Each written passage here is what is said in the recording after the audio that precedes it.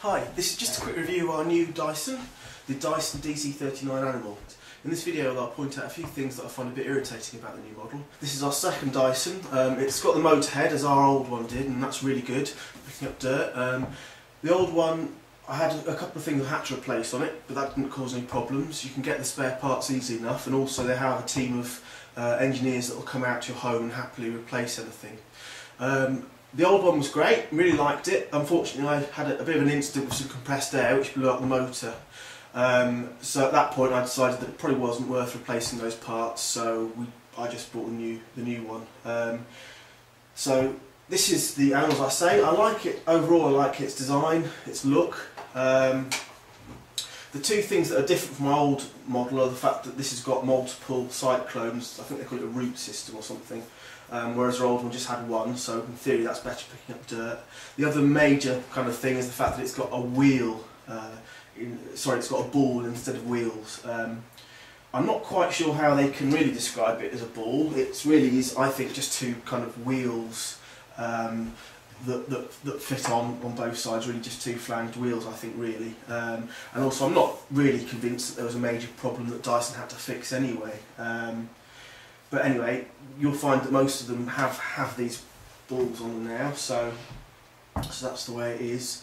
My girlfriend took it out for the first time and she still managed to really smash the front of it accidentally against the door that was open as she pulled it past. So that's one thing. I do think it looks a little bit too space age, a bit too masculine, and it would kind of worry me that my girlfriend maybe might be put off by doing an equal share of the cleaning, but we'll wait and see.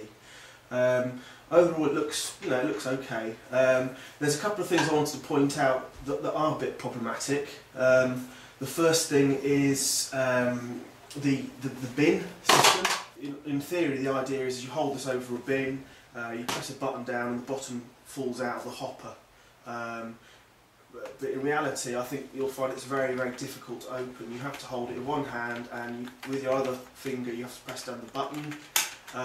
But it's quite difficult to push, and you do kind of need something to hold against, and there's nothing really to hold against with the other hand, so there's nothing to really kind of muscular force to press the button.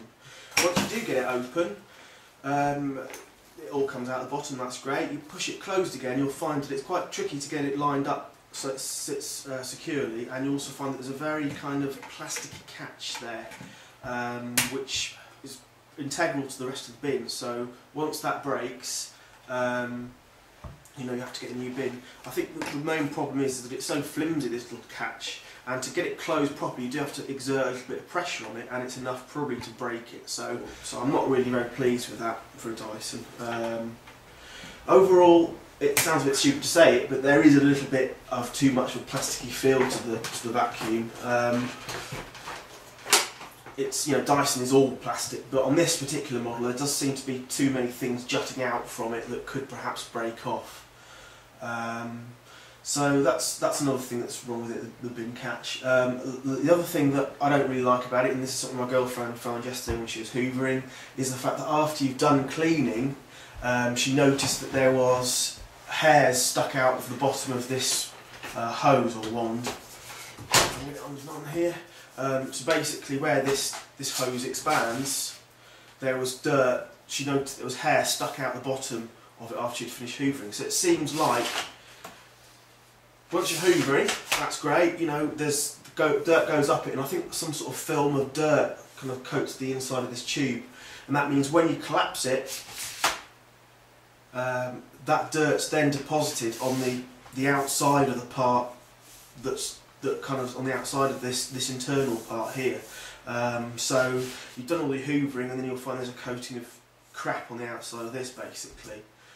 So that's not great. I'm not really keen on that. My old model had exactly the same system. It was a cylinder type as well. It had a motor head. But as I say, the old model, it would work to the same thing, but it was smooth, and I think there's too many catches on here which have meant that catches the dirt when you close it up. It also means that Dyson haven't been able to put a proper kind of sweeper seal here to kind of make sure the dirt doesn't come onto this outer part here. So I'm not really pleased with that. It might just be that there's a build-up of static in it that kind of coated the inside with dirt, I'm not sure, but you know, it's not great that you can have a dirty machine after each time you hoover and it's got to be cleaned off separately. The motor head itself, yeah, that works really well, as it did in our old model. On the new one, you can kind of take off one side here and pull out the revolving brush. Perhaps, you know, you might have kind of spooled up some hair or some cotton on it or something like that, and you can quickly and easily take it off. My old model had this as well, but I'd have to kind of practically dismantle it to get all the hairs out. So that's not great. But I do find that the beating brush really does help pick up the dirt into the vacuum. So that's great. The one thing I don't like about it is the fact that it's great when you push it forwards on a carpet, but when you try and pull it backwards, it really does catch the carpet, and it makes it kind of really juddery to pull backwards and not so smooth. So I don't like that at all, really. Actually, I had another go with it, and it didn't seem to be quite as bad as when it first came out of the box. Maybe perhaps after 1 or 2 uses, the brushes bed in a little bit, maybe. And there's a button here that you use to turn the revolving part on and off. That doesn't always happen first time. That's no great big problem. You might have to take a couple of goes for it to start up again. But there are some real flaws, I think, in the fact that dirt comes out on the outside of this, and that bin system just isn't very good. Unfortunately, all the Dysons now have this style of hose, and they all have this style of bin. So if you want a new Dyson, you're going to not be able to get away from these two design flaws, really, which is a pity, really. My ideal Dyson would do over the ball. That's really is stupid, and you're paying extra for it. Secondly, it would have the old style of bin where you just press one button and the top comes off. That's not a problem. That worked really well, you know, in the old one. And secondly, a hose that's smoother, as I say. But that's it, really. That's all I can say. So just be aware if you are going to spend a lot of money on this. You know, it's quite an expensive bottle, and it has got these problems with it.